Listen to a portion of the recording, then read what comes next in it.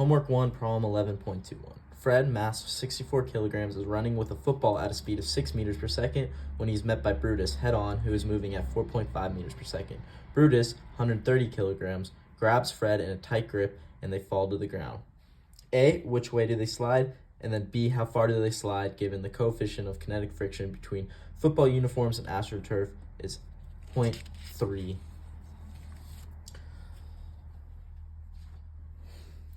So we want to know in what direction are they going, right? So imagine this Fred and Brutus, they're coming at each other, and then they hit each other, and they grab on. So they hit each other, it's a collision. We want to think of this as a collision, and since Brutus is grabbing onto Fred, they become essentially one system instead of two separate systems. So this is an inelastic collision. They're holding on to each other. They're not bouncing off. There's an elastic collision. They bounce off.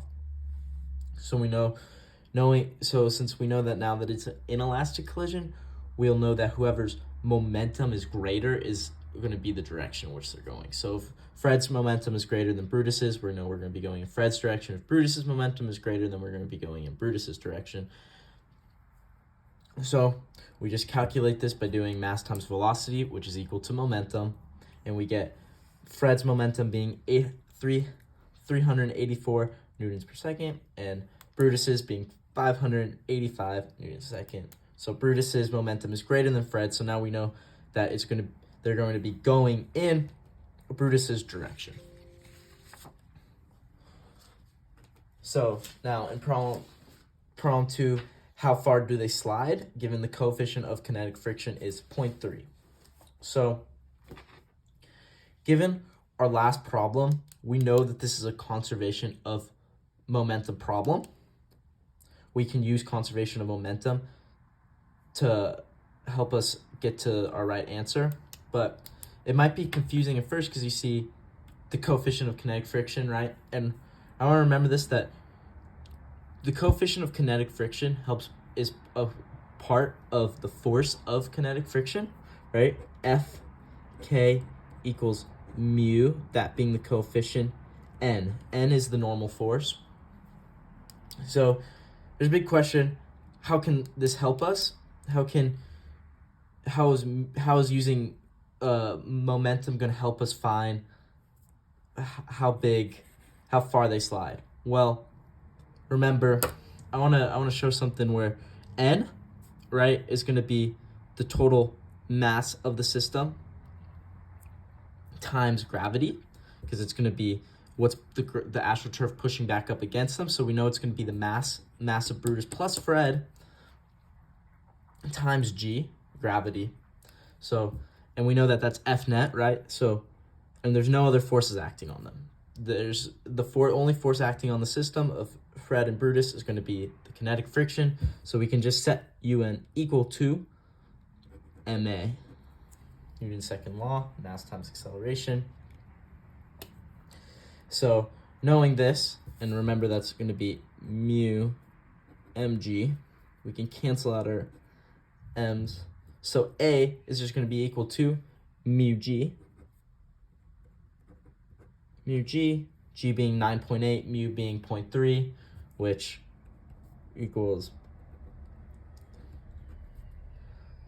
ends up being 2.94. So you're still asking, how does this, you didn't explain to me how this has to do with conservation of momentum.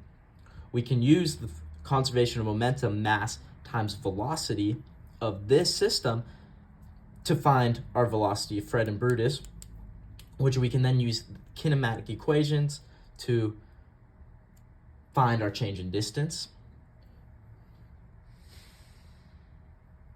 So for this problem, we're going to just do what we're using our momentums before, but I'm just going to set Fred's momentum to negative. So negative 384 plus 585, because they're going in opposite directions. This is initially, because remember, the momentum initially is going to be equal to the momentum final, and it's going to be mass of Fred plus mass of Brutus times the velocity of Fred and Brutus together, because they're going to be moving together as one system. So taking out the calculator here, we know this is going to be 201. It's going to be equal to 64 plus 130. It's 194 times velocity. And we can just divide that by 194 to get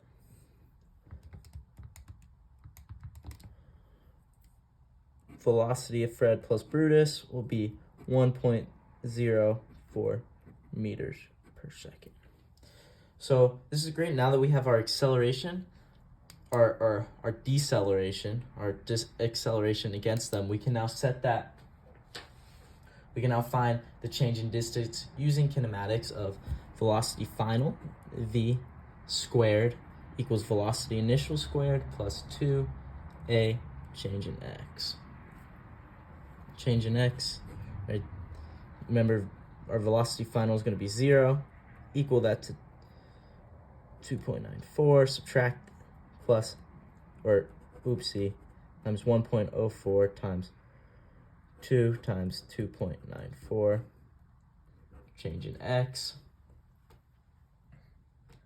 And when you move all this over, you're going to subtract this and then divide by that.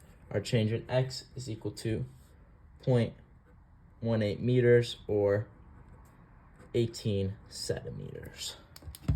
That is how far they're going to slide before they stop.